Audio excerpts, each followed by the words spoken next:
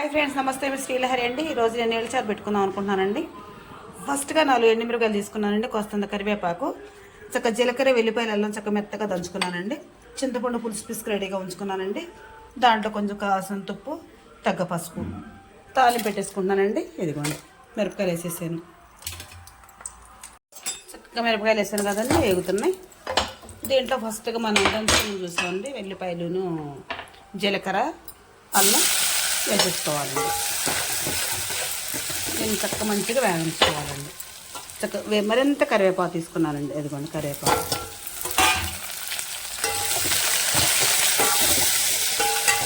అసలు ఎల్లిపాయలు అన్నం కలిసి కొంచెం దంచాను కదా, మంచి కమ్మటి వాసన వస్తుందండి. చక్కగా ముందుగానే పసుపు వేసేస్తున్నానండి, తగ్గంత ఉప్పు, మన ఊరగాయలు తీసుకొచ్చిన సాల్ట్ అంటే ఇది. చక్కగా అది వేగుతుంది కదండి. ఇప్పుడు చింతపండు పులుసు పోసుకుందామండి. నీళ్ళ చారు రెడీ. కొంచెం మరగబెట్టి దించేసుకుందామండి. Please subscribe.